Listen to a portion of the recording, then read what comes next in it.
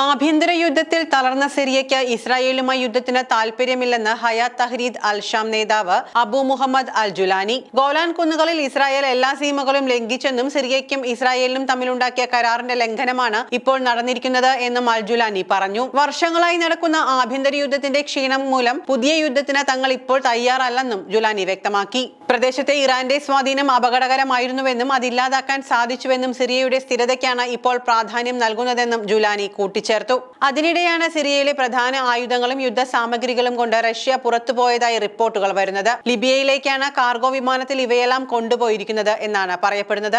എന്നാൽ ലഡാക്കിയയിലെ മൈമീം താവളവും ടാർട്ടസ് താവളവും തുടരാൻ റഷ്യയ്ക്ക് ആഗ്രഹമുണ്ട്. ഉന്നത സിറിയൻ ഉദ്യോഗസ്ഥർ ഇക്കാര്യത്തിൽ റഷ്യൻ പ്രതിനിധികളുമായി ചർച്ച തുടരുകയാണ്. സിറിയയിൽ വിമതർ അധികാരം പിടിച്ചെടുത്തതിന് ശേഷം കനത്ത വ്യോമാക്രമണമാണ് ഇസ്രായേൽ നടത്തിയത്. ഗോലാൻ കുന്നുകളിലെ ബഫർ സോണും ഇപ്പോൾ നിയന്ത്രിക്കുന്നത് ഇസ്രായേലാണ്. ഗോലാനിലെ ഏറ്റവും ഉയരമുള്ള മലകളും ഇസ്രായേലി സൈനികർ പിടിച്ചെടുത്ത് അവിടെ പതാക ഉയർത്തി.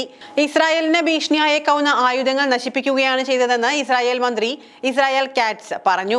അലവി ഷിയ വിഭാഗങ്ങൾ ഉള്ള പ്രദേശമായ ലഡാക്കിയയിൽ പഴയ ഭരണ അനുകൂലികളെ നേരിടാൻ പുതിയ സർക്കാർ സൈന്യത്തെ അയച്ചു.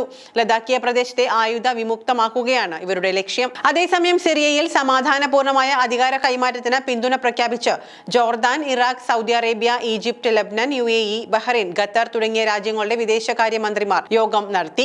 ചെങ്കടലിന് സമീപത്തെ അഖാബ നഗരത്തിൽ നടന്ന ചർച്ചയിലാണ് തീരുമാനം. സിറിയയിൽ സമൂഹത്തിലെ എല്ലാ വിഭാഗങ്ങൾക്കും പ്രാതിനിധ്യമുള്ള സർക്കാരായിരിക്കണം രൂപീകരിക്കേണ്ടതെന്നും യോഗം ആവശ്യപ്പെട്ടു. എല്ലാ വിഭാഗങ്ങൾക്കും നിയമപരമായ സംരക്ഷണം ലഭിക്കുകയും വേണമെന്ന് അറബ് ലീഗ് മേധാവി അഹമ്മദ് അബ്ദുൾ ഗെയ്റ്റ്സിന്റെ സാന്നിധ്യത്തിൽ നടന്ന യോഗം ആവശ്യപ്പെട്ടു. സിറിയയിലെ ഇടക്കാല സർക്കാരിനും യോഗം പിന്തുണ പ്രഖ്യാപിച്ചു. സിറിയ ഇസ്രായേൽ അതിർത്തിയിലെ ഇസ്രായേൽ അധിനിവേശത്തെ യോഗം അപലപിച്ചു. ഇതിനിടെ സിറിയയിലെ എംബസി തുർക്കി വീണ്ടും തുറന്നു. 1944 ഫ്രഞ്ച് ഭരണത്തിൽ നിന്ന് സിറിയയെ മോചിപ്പിക്കാൻ സോവിയറ്റ് യൂണിയൻ സഹായിച്ചിരുന്നു. അതിനുശേഷം സോവിയറ്റ് യൂണിയനുമായി അടുത്ത ബന്ധമാണ് സിറിയയ്ക്കുണ്ടായിരുന്നത്. പിന്നീട് ബാഷർ അൽ അസദിന്റെ ഭരണത്തെ നിലനിർത്തിയത് റഷ്യൻ സൈനിക ശക്തിയാണ്.